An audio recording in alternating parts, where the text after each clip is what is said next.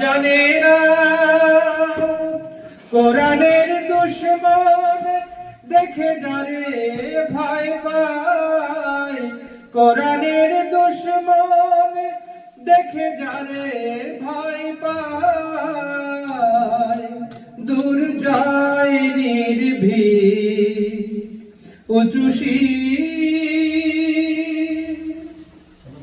আজ শুধু প্রয়োজন সেই কর্মী, আজ যত প্রয়োজন গান গজলের, আর যত প্রয়োজন শিল্পী,